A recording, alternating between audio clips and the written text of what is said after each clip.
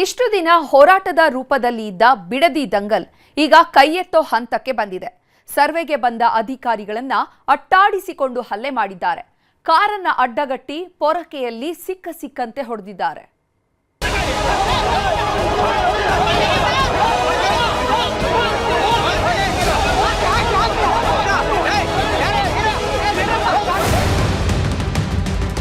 Bidadi township ವಿಚಾರದಲ್ಲಿ ಈವರೆಗೆ ಬರೀ ಮಾತಿನ ಬಡಿದಾಟಗಳೇ ಆಗ್ತಿದ್ದವು. ರೈತರ ಹೋರಾಟಕ್ಕೆ ರಾಜಕೀಯ ಬೆರೆತ ಕಾರಣಕ್ಕೆ ರಣಾಂಗಣವೇ ಆಗಿತ್ತು. ಆದರೆ ಇದೀಗ ಕಲ್ಲು, ದೊಣ್ಣೆ, ಇಟ್ಟಿಗೆ, ಪೊರಕೆಗಳ ಬಡಿದಾಟವೇ ಶುರುವಾಗಿ ಬಿಟ್ಟಿದೆ. ಬಿಡದಿ ಹೋಬಳಿ ಮಂಡಲಹಳ್ಳಿ ಗ್ರಾಮದ ಸರ್ವೆಗೆ ಇವತ್ತು ಕಂದಾಯ ಇಲಾಖೆ ಅಧಿಕಾರಿಗಳು ಬಂದಿದ್ದರು. ಪೊಲೀಸರ ಭದ್ರತೆಯೂ ಇತ್ತು. ಆದರೆ ಕಟ್ಟೆಯೊಡೆದ ರೈತರ ಕಿಚ್ಚಿನ ಮುಂದೆ ಅದ್ಯಾವುದೂ ನಿಲ್ಲಲಿಲ್ಲ. ಸರ್ವೆಗೆ ಅಧಿಕಾರಿಗಳು ಬರುವ ಬಗ್ಗೆ ಮಾಹಿತಿ ತಿಳಿದು ತಡೆಯಲು ಮುಂದಾಗಿದ್ದರು ಮಹಿಳೆಯರು. ಪೊಲೀಸರ ಭದ್ರತೆಯಲ್ಲಿ ಸರ್ವೆಗೆ ಮುಂದಾಗಿದ್ದ ಅಧಿಕಾರಿಗಳ ಮೇಲೆ ಏಕಾಏಕಿ ಮುಗಿಬಿದ್ದರು. ಪೊರಕೆ, ದೊಣ್ಣೆ, ಕಲ್ಲುಗಳಿಂದ ಹಲ್ಲೆ ಮಾಡಿದ್ರು. ಅಧಿಕಾರಿಗಳು ಇರೋ ಕಡೆ ನುಗ್ಗಿ ಬಂದ ರೈತರು ಸಿಕ್ಕವರ ಮೇಲೆ ಹಲ್ಲೆ ಮಾಡಿದ್ರು. ಕಾರು, ಜೀಪುಗಳನ್ನ ಒದ್ದರು. ಅಧಿಕಾರಿಗಳ ಕೈಯಲ್ಲಿದ್ದ ಮೊಬೈಲ್ಗಳನ್ನ ಕಿತ್ತೆಸೆದು ಬಾಯಿಗೆ ಬಂದಂತೆ ನಿಂದಿಸಿದ್ರು. ಮಹಿಳೆಯರು, ಪುರುಷರು ಅಂತ ನೋಡದೆ ಸಿಕ್ಕ ಅಧಿಕಾರಿಗಳ ಮೇಲೆ ಪೊರಕೆಗಳಿಂದಲೇ ಹಲ್ಲೆ ಮಾಡಿದ್ರು. ಹಲ್ಲೆ ಮಾಡಿದ್ದಲ್ಲದೆ ಅಧಿಕಾರಿಗಳಿಗೆ ಘೆರಾವ್ ಹಾಕಿ ಭಯ ಹುಟ್ಟಿಸುವ ವಾತಾವರಣ ಅಲ್ಲಿ ಸೃಷ್ಟಿಯಾಗಿತ್ತು.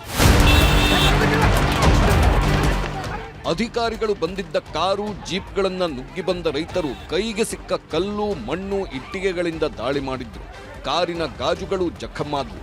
ದಾಳಿ ಮಾಡುತ್ತಿದ್ದ ರೈತ ಮಹಿಳೆಯನ್ನ ಪೊಲೀಸರು ಎಳೆದೊಯ್ದರು. ಆದರೂ ಪೊಲೀಸರನ್ನು ಬಿಡದೆ ದಾಳಿಗಿಳಿದರು ರೈತರು. ರಾಮನಗರ ಗ್ರಾಮಾಂತರ ಇನ್ಸ್ಪೆಕ್ಟರ್ ಮುರಳಿ ತಲೆಗೆ ಕಲ್ಲಿನ ಏಟು ಬಿತ್ತು.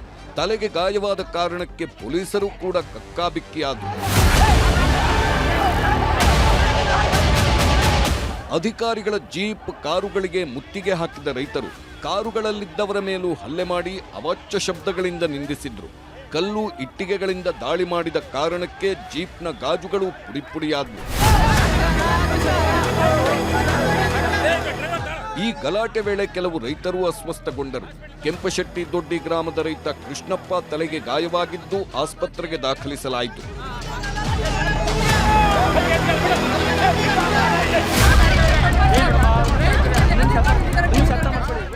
ಗಲಾಟೆಗಳೆಲ್ಲವೂ ಆಗುತ್ತಲೇ ಪೊಲೀಸರ ಮುಂದೆ ಕಣ್ಣೀರಿಟ್ಟ ಮಹಿಳೆಯರನ್ನ ಮನವೊಲಿಸುವ ಕೆಲಸಗಳೂ ಆದವು.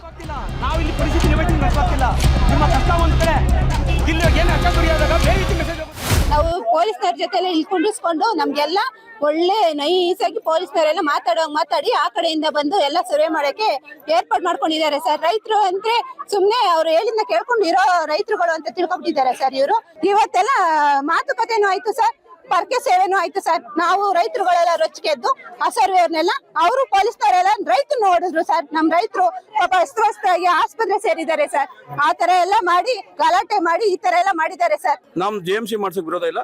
ನಮ್ ಜಮೀನಿಗೆ ನಾವು ಕೊಡಲ್ಲ ಅಂತಿದೀವಿ. ನಮ್ಗೆ ನಿಂಬರ ಕೊಡ್ಸ್ಬಿಟ್ಟು ನೀವು ಮಾಡಿಸಿ ಅಂತ ಹೇಳಿದೀವಿ. ಅಥವಾ ನಿಮ್ಗೆ ನಿಮ್ಮ ಭೂಸ್ವಾಮ್ಯ ಅಂತಿಮ ಕ್ರಿಯೆ ಇನ್ನೊಂದು ಮತ್ತೊಂದು ಪ್ರಕ್ರಿಯೆಗಳು ಮಾಡಲ್ಲ ಅಂತ ಅವ್ರ ಜಿಲ್ಲಾಧಿಕಾರಿ ಕೊಟ್ರೆ ಖಂಡಿತವಾಗ JMC ಮಾಡ್ಕೊಳ್ಳಿ. ಇಲ್ಲ ಇವತ್ತೇನು ಪ್ರತಿಭಟನೆ ದೊಡ್ಡ ಮಟ್ಟಕ್ಕೆ ಹೋಗುತ್ತೆ.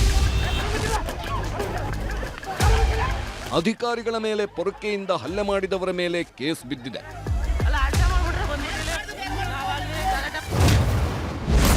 ಸರ್ಕಾರಿ ಅಧಿಕಾರಿಗಳ ಮೇಲೆ ಹಲ್ಲೆ ಸಂಬಂಧ 4 ಕೇಸ್ಗಳು ದಾಖಲಾಗಿವೆ. ಒಳಸಂಚು ರೂಪಿಸಿ ಸರ್ಕಾರಿ ಅಧಿಕಾರಿಗಳ ಕರ್ತವ್ಯಕ್ಕೆ ಅಡ್ಡಿಪಡಿಸಿದ ಆರೋಪದಡಿ ಕೇಸ್ ದಾಖಲಾಗಿದೆ. BNS ಸೆಕ್ಷನ್ 221 ಕೇಸ್ ದಾಖಲು ಮಾಡಲಾಗಿದೆ. ಬೆಂಗಳೂರು ದಕ್ಷಿಣ ಜಿಲ್ಲಾ ಪೊಲೀಸರ ಜೊತೆಗೆ 6 KSRP ತುಕಡಿಗಳ ನಿಯೋಜನೆ ಮಾಡಲಾಗಿದೆ.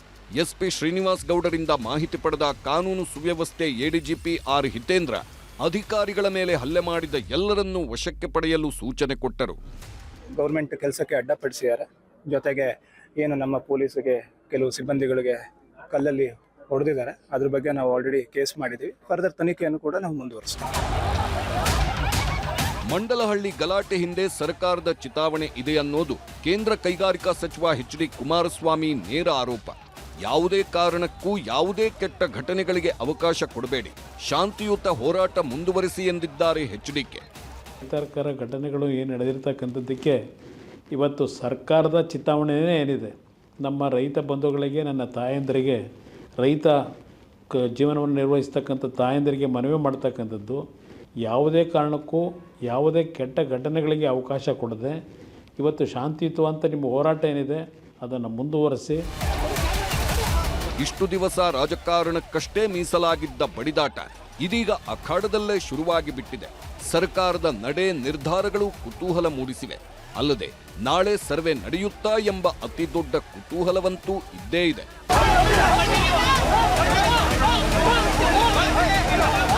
Bureau report, news 18.